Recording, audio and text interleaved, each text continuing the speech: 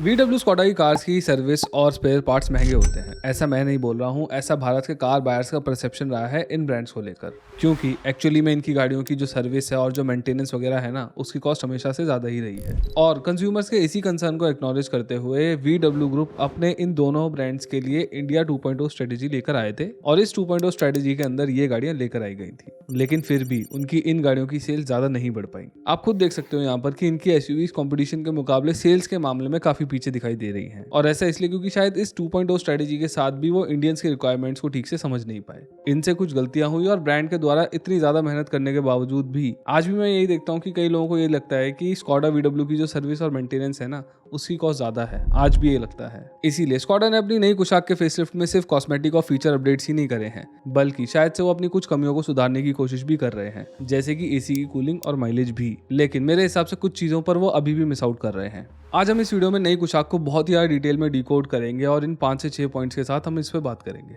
पूरी वीडियो बहुत ज़्यादा ध्यान से देखना, क्योंकि बेशक आप इस गाड़ी को लो या ना लो, लेकिन आप सीखोगे बहुत कुछ। और अगर ऐसी और वीडियोस के थ्रू आपको सीखते रहना है तो प्लीज़ इस चैनल को सब्सक्राइब कर लो यार। आप मेरे 30% से भी कम लोग सब्सक्राइब हैं इस चैनल को, और जब आप लोग हमें सब्सक्राइब करते हो तो ऐसी बढ़िया वीडियोस बनाने की पूरी टीम को ही मोटिवेशन मिलती है, नॉट ओनली मी। तो वीडियो में आगे बढ़ते हैं। पहले डिजाइन से शुरू करते हैं। गाड़ी में जो मेजर चेंजेस करे गए हैं ना, वो फ्रंट और बैक में ही किए गए हैं। और स्कोडा ने ये चेंजेस करते टाइम पूरी कोशिश करी है कि गाड़ी लीक से अलग दिखाई दे। मैं ऐसा क्यों बोल रहा हूँ वो इसके थ्रू समझो। इन्होंने जो कनेक्टिंग लाइट दी है आगे की तरफ, वो इन वर्टिकल स्लाइड्स के बीच बीच में चलती है, जिसकी वजह से टिपिकल ट्यूबलाइट वाला इफेक्ट नहीं आता है इसी गाड़ी की फ्रंट फेसिया में। और इसकी वजह से ये गाड़ी अंधेरे में क्या लगती है। इस गाड़ी को अगर रात में आपने सामने से आता हुआ देख लिया ना, तो आपको ऐसा लगेगा कि किसी प्रीमियम ब्रांड की कार आ रही है, यानी कि मर्सिडीज BMW टाइप कंपनीज की।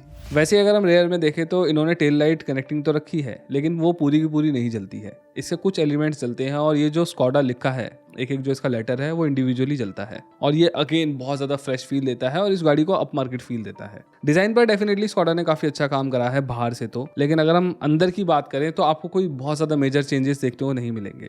इनका जो मोंटे कार्लो एडिशन है, उसके अंदर जो पेंट स्कीम है वो आपको थोड़ी अलग दिखाई देगी। लेकिन अगर हम फिट एंड फिनिश और प्लास्टिक की क्वालिटी वगैरह की बात करें तो वो पहले जैसी ही है। हार्ड प्लास्टिक्स ही उन्होंने ज़्यादातर यूज़ करी है डैशबोर्ड पे। क्वालिटी कैसी है कैसी नहीं है वो मैं आपके ऊपर छोड़ता हूँ, मेरे को ठीक लगती है। हाँ, बाकी स्कोडा ने कुछ नए फीचर्स ऐड कर दिए हैं, या फिर उनको बढ़िया कर दिया है ये बोल सकते हैं हम। जैसे कि इन्होंने नई MID डाल दी है, जो कि काफ़ी बड़ी हो गई है साइज़ में। पैनारोमिक सनरूफ भी मिलेगी आपको ऊपर के वेरिएंट्स में, और पिछली सीट पर आपको मसाज फंक्शन भी मिलेगा। और ये कुछ ऐसे काम करता है कि 3-3 के पेयर में ये रोलर्स आपको अपनी पीठ पर फील होंगे कुछ इस तरीके से चलते हुए। थोड़ी देर के लिए सही मैं इसकी पिछली सीट पर बैठा था और मुझे अच्छा फील हो रहा था, लेकिन क्या सिर्फ अच्छा फील करवाने से काम चल जाएगा? क्या स्कोडा ने पीछे वेंटिलेटेड सीट्स देने की अपॉर्चुनिटी मिस तो नहीं कर दी है इस मसाजिंग फंक्शन की वजह से? देखो, एक चीज बड़ी एविडेंट है, जब से इनकी काइलैक आई है ना, तब से कुशाक का कैनिबलिज्म चल रहा है। मतलब वो गाड़ी इसको खा रही है, क्योंकि कुशाक के जो निचले वेरिएंट्स है ना, उनको लेने के बजाय लोग काइलैक को खरीदना ज्यादा पसंद करते हैं, क्योंकि इन दोनों में ही सेम 1 लीटर इंजन मिलता है विद एग्जैक्टली सेम ट्यूनिंग। और कुशाक काइलैक से कोई बहुत ज्यादा बड़ी नहीं है, ये साइज में बस 200 mm लंबी है काइलैक के मुकाबले। और वेट और हाइट में अगर हम देखें ना, तो काइलैक कुशाक से थोड़ी ज्यादा बड़ी है, हल्की हल्की सी, जैसा आप देख सकते हैं। लेकिन फिर भी दोनों गाड़ियों के प्राइस में अच्छा खासा डिफरेंस है। तो इसीलिए कई लोगों के लिए आज की डेट में कुशाक से ज्यादा काइलैक सेंस बनाने लगी है, खासकर जो निचले वेरिएंट्स लेने की सोच रहे थे। और शायद इसीलिए बेशक कुशाक की डायमेंशन स्कोडा बढ़ा नहीं पाए हैं, क्योंकि डायमेंशन बढ़ाने का मतलब जनरेशन चेंज करना ही हो जाता है ऑलमोस्ट, जिसमें पैसा भी ज्यादा लगता है और टाइम भी ज्यादा लगता है। वो ऐसा तो नहीं कर पाए हैं, लेकिन फिर भी उन्होंने इस गाड़ी के लुक्स पे बहुत ज्यादा अच्छा काम करा है, जिसकी वजह से ये काइलैक से प्रीमियम फील करा रही है दिखने में। और शायद इसीलिए इन्होंने इसकी पिछली सीट पर मसाजिंग फंक्शन भी दे दिया है, ताकि काइलैक से ऊपर आए बंदा तो उसको कुछ रीजन मिले ऊपर आने का। पर फिलहाल तो मुझे यही लग रहा है कि शायद से ये एक मिस्ड अपॉर्चुनिटी है, क्योंकि कुशाक में कोई सिएरा, सेल्टोस या फिर एलिवेट जितना रेयर सीटिंग स्पेस नहीं मिलता है। यानी लोग इसे पीछे बैठने के लिए कोई खासा यूज नहीं करेंगे, कोई इसे शॉफर ड्रिवन कार की तरीके से यूज शायद ना करें। इसीलिए मुझे लगता है कि वेंटिलेटेड सीट्स पीछे भी दी जानी चाहिए थी, ताकि पूरी की पूरी फैमिली इस कमाल के फीचर का फायदा उठाती गर्मियों के टाइम पे। क्योंकि पैसे तो वैसे अभी भी आपने लगा ही दिए हैं पिछली सीट्स पर मसाज का फंक्शन देने के लिए, तो फर्स्ट इन सेगमेंट बनना ही था, तो मेरे हिसाब से वेंटिलेटेड सीट्स में बनना चाहिए था। ये मेरा टेक है। वैसे मुझे ये भी लगता है कि अडास का ना होना इवन इन टॉप वेरिएंट्स इस गाड़ी के लिए कमी मानी जाएगी। इस कार के टॉप वेरिएंट्स में आपको अडास नहीं मिलता है। स्कोडा इंडिया की टॉप लीडरशिप के जितने भी इंटरव्यूज अभी तक मैंने देखे हैं उसमें मैं यही देख रहा हूँ कि कंपनी की जो लीडरशिप है वो फिलहाल हमें ये कन्वे करने की कोशिश कर रही है कि अभी इंडियन रोड्स एडास के लिए प्रिपेयर्ड नहीं है और शायद से इसीलिए वो अभी इस गाड़ी के अंदर एडास नहीं लाए हैं। इसके तरफ वो ये भी कहते हैं कि इंडियन रोड कंडीशंस के हिसाब से अभी एडास पूरी तरीके से डेवलप नहीं हुआ है, इसीलिए वो इंडिया के अंदर उसे नहीं लेकर आए हैं। और मैंने भी यही एक्सपीरियंस किया है कि कई गाड़ियों की लेन डिपार्चर वार्निंग और लेन कीप असिस्ट ठीक से काम नहीं करते हैं। सिर्फ सेल्टॉस ही मुझे एकमात्र ऐसी गाड़ी लगी जिसका लेन कीप असिस्ट थोड़ा बेटर काम करता है, थोड़ा नहीं एक्चुअली काफी बेटर काम करता है बाकी गाड़ियों के मुकाबले।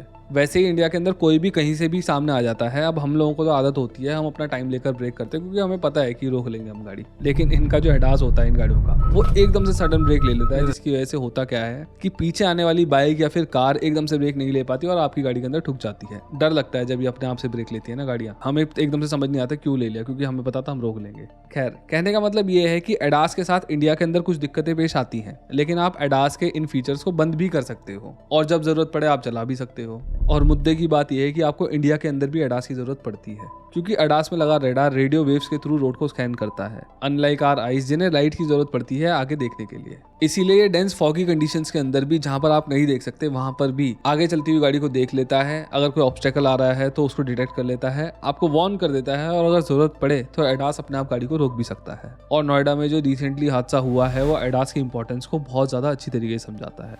27 साल के इंजीनियर युवराज मेहता जब अपनी ग्रैंड विटारा से अपने घर की तरफ जा रहे थे तो उनकी कार नोएडा में एक पानी से भरे खड्डे के अंदर गिर गई क्योंकि फॉग था और आगे एकदम से 90 डिग्री टर्न आ गया और टर्न की एज पे जो दीवार बनी हुई थी वो टूट गई थी क्योंकि कुछ हफ्ते पहले ही एक ट्रक का एक्सीडेंट हुआ था और उसके बाद वो दीवार को बनवाया नहीं गया था। फॉग की वजह से वो टर्न उनको दिखा नहीं और गाड़ी पानी से भरे हुए गड्ढे के अंदर जाके गिर गई। और चौंकाने वाली बात यह है कि फायर डिपार्टमेंट, पुलिस और बाकी रेस्क्यू सपोर्ट होने के बावजूद भी उनको किसी ने नहीं बचाया। और वहां खड़े सूत्रों से ये पता लगता है कि कोई भी पानी में इसलिए नहीं गया क्योंकि पानी ठंडा था, यानी कि भारत में आपकी जान आपके हाथ में है। इसीलिए मेरा मानना ये है कि अगर उनकी गाड़ी के अंदर एडास होता तो उनकी जान शायद से बच जाती क्योंकि एडास पहले ही उनको नोटिफाई कर देता और अगर जरूरत पड़ती तो शायद गाड़ी को रोक भी लेता, इवन दीवार टूटे होने के बावजूद भी। कहने का मतलब ये है कि एडास बेशक फिलहाल परफेक्ट नहीं है पर फॉग जैसे सिनेरियो के अंदर ही आपकी जान बचा सकता है। And not only this, almost हर गाड़ी के अंदर एडेप्टिव क्रूज कंट्रोल बहुत ज्यादा अच्छी तरीके से काम करता है, इवन ऑन इंडियन रोड्स, यानी कि इंडियन हाईवेज पर भी आप एफर्टलेस क्रूज कर सकते हो बिना पेडल पे पैर रखे अगर आपकी गाड़ी के अंदर एडास आता है तो। इसके अलावा एक और चीज जो मुझे मिस आउट लग रही है वो है 360 डिग्री कैमरा।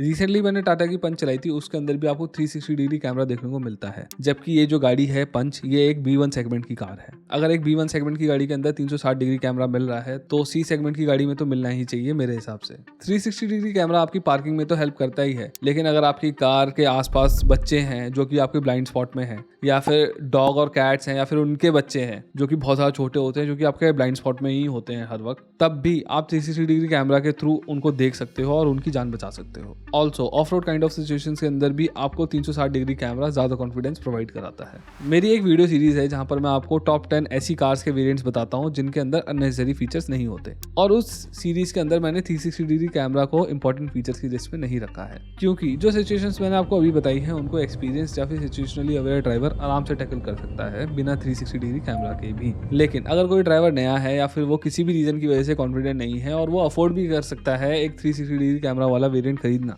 तो उसमें हर्ज क्या है। तीसरी चीज जो स्कोडा को बदलने की जरूरत थी वो थी इनका एसी कंट्रोल पैनल। उनके एसी कंट्रोल पैनल में जितने भी कंट्रोल्स हैं ना वो सारे के सारे टच सेंसिटिव वाले हैं और इनसे क्या प्रॉब्लम होती है वो आप ऑलरेडी अच्छे से जानते हो, मैं कई वीडियो में डिस्कस कर चुका हूँ उसके बारे में, मुझे ज़्यादा बताने की जरूरत नहीं है। तो यहाँ पर भी काम किया जाना चाहिए था और इन्हें फिजिकल बटन के साथ रिप्लेस किया जाना चाहिए था, लेकिन इससे भी जो ज़्यादा ज़रूरी चीज़ थी यानी कि एसी की कूलिंग, उस पर शायद उन्होंने काम कर दिया है। देखो स्कोडा VW 2.0 कार्स में लोगों को ज़्यादातर शिकायत ये थी कि जो इनका एसी है ना उसकी कूलिंग इफेक्टिव नहीं है, वो भी तब जब कुशाक का जो कैबिन है वो कंपटीशन की बाकी गाड़ियों से छोटा है। ऑटोकार ने एक डिटेल टेस्ट कंडक्ट करा था जिसमें उन्होंने मिड साइज एसयूवीज के एसी की परफॉर्मेंस को टेस्ट करा था और इसके लिए उन्होंने फ्रंट और रेयर में अलग अलग टाइम पर टेम्परेचर लिए थे, यानी कि 1 मिनट बाद, 5 मिनट बाद, 10 मिनट बाद, गाड़ी चालू होने के बाद और चलाए जाने के बाद। और इस टेस्ट के अंदर जो कार कूलिंग के मामले में सबसे ज्यादा पीछे दिखाई दी थी वो कुशाक या फिर VW की टाइगुन थी, और जिसने सबसे ज्यादा अच्छा परफॉर्म करा था वो थी सिट्रोइन एयरक्रॉस। ऑटोकार के हिसाब से कुशाक में कूलिंग इफेक्टिव इसलिए नहीं थी क्योंकि कि वो अपनी 2.0 कार्स के अंदर फिक्स ज्योमेट्री वाला एसी कंप्रेसर दे रहे थे।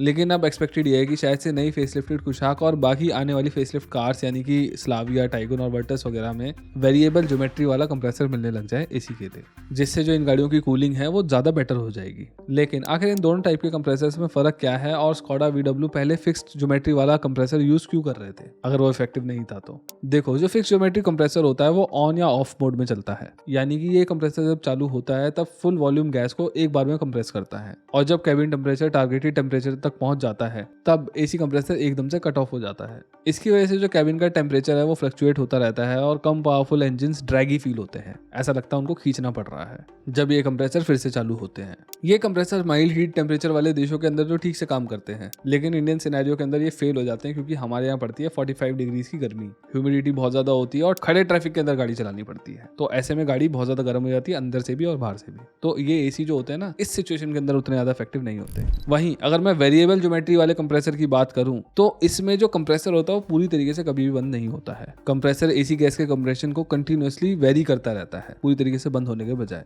जिससे गाड़ी के इंजन पे सडन लोड नहीं पड़ता है और जो कूलिंग है ना वो भी कंसिस्टेंट होती है और कैबिन जल्दी ठंडा भी हो जाता है। यानी ये कंप्रेसर बेटर है इंडियन हीट के लिए। तो फिर स्कोडा ने फिक्स ज्योमेट्री वाला कंप्रेसर यूज क्यों किया? बड़ा सवाल ये है। हो सकता है जब वो अपने 2.0 प्रोग्राम के तहत अपनी गाड़ियों को इंडिया के लिए सस्ता बनाने की कोशिश कर रहे हों, तो उन्होंने पार्ट्स की कॉस्ट को कम रखने के लिए उन्होंने ये फिक्स ज्योमेट्री वाला कंप्रेसर डाल दिया, क्योंकि जो इसकी कॉस्ट है वो थोड़ी सी कम होती है। तो यहाँ पर सोचने वाली बात यह है कि क्या VW ग्रुप का ये डिसीजन वाइज था या उनसे कोई गलती हुई है। इसके बाद शायद से उन्होंने अपनी गाड़ियों की माइलेज बढ़ाने के लिए और अगेन उनकी कॉस्ट को कम रखने के लिए ट्रांसमिशन के अंदर भी बड़ा चेंज करा है। अब उनकी गाड़ियों के 1 लीटर वाले TSI इंजन के साथ आपको 8 speed torque converter gear box देखने को मिलेगा। 6 स्पीड से सीधा 8 स्पीड पर जंप करने के 2-3 फायदे VW ग्रुप को मिल रहे हैं। पहला फायदा जो है वो तो है पैसों में बचत, क्योंकि एसियन का ये जो 8 स्पीड टॉर्क कन्वर्टर है ये मैन्युफैक्चर होता है चाइना में, जहाँ पर लेबर कॉस्ट सस्ती है तो इसकी कॉस्ट भी कम पड़ती है। इसके अलावा अगर हम टेक्निकल बेनिफिट्स की बात करें तो 8 स्पीड में आपको शॉर्टर गियर रेशियो मिलेंगे, जिसकी वजह से इंजन ऑप्टिमल पावर बैंड में रहेगा। थोड़ा सा आपको ज्यादा टॉर्क ही लगना चाहिए टेक्निकली। इसके अलावा जो टॉप के 2-3 गियर होते हैं वो टॉल रखे जाते हैं, जिसकी वजह से 8 स्पीड गियर बॉक्सेस में आपको जो हाईवे स्पीड्स पर इंजन के RPM होती है ना वो कम रखने में हेल्प मिलती है, जिसकी वजह से आपकी माइलेज बढ़ती है। लेकिन एक्चुअली में कैसा फील होगा, कितनी माइलेज मिलेगी कि नहीं मिलेगी, वो तो चला के हम देखेंगे। ये बस मैंने आपको बता दिया है कि इसको लाने का फायदा ये होना चाहिए। वेरिएंट स्ट्रेटेजी, स्कोडा ने अपनी वेरिएंट स्ट्रेटेजी के अंदर भी सुधार किया है, यानी कि वो अब बेस वेरिएंट के अंदर से ही बहुत ज्यादा इंपॉर्टेंट फीचर देने लगे हैं। जैसे कि अब आपको बेस वेरिएंट से ही ऑटोमेटिक एसी मिलेगा, क्लाइमेट कंट्रोल एसी यानी कि रेयर वाइपर, डीफॉगर और इवन रेन सेंसिंग वाइपर भी मिलेंगे। वैसे बेस वेरिएंट के अंदर रेन सेंसिंग वाइपर से भी ज्यादा जरूरी है रेयर, डीफॉगर और वाइपर, वो ये लोग दे रहे हैं बिल्कुल बेस वेरिएंट से। साथ ही साथ आपको बेस वेरिएंट से ही 4 साल की वारंटी, 4 साल का RSA और 4 सर्विस फ्री मिलेंगी। यानी ब्रांड की पूरी कोशिश है कि उनकी गाड़ियों को लेकर बंदे को ये फील ना हो कि उनकी सर्विस महंगी होती है या फिर पार्ट रिप्लेसमेंट में उनको खर्चा बहुत ज्यादा करना पड़ जाएगा, ऐसी कोई फील ना आए उसको। तो ये बहुत ज्यादा सही करा है स्कोडा ने। VW भी मोस्ट प्रोबेबली ऐसा करेगा आगे चल के, देखते हैं बाकी। तो स्कोडा ने कुछ चीजें फिक्स कर दी हैं और कुछ चीजों में फिक्स होने की गुंजाइश रह गई है। यही थी मेरी आज की वीडियो। आप बताओ आपका क्या ख्याल है स्कोडा की इस नई गाड़ी को लेकर। आप मेरी किन बातों से एग्री करते हो, किन से डिसएग्री करते हो? एग्री करो या डिसएग्री करो, मेरे ना इंस्टाग्राम को भी फॉलो कर लो यार। मैं वहाँ पर एक से कंटेंट डालता हूँ और ना मैं पर्सनली जैसे मेरे पास कोई गाड़ी आती है या कुछ भी होता है तो मैं ना उसके अपडेट्स डालता रहता हूँ कि मुझे क्या फील हो रहा है, लाइव डालता रहता हूँ मतलब। तो देखो इंस्टाग्राम को भी। अगर आपको वीडियो पसंद आए तो please consider subscribing to our channel. इस वीडियो को लाइक करिए, शेयर करिए और कमेंट्स में अपने विचार भी छोड़ के जाइए। Thank you.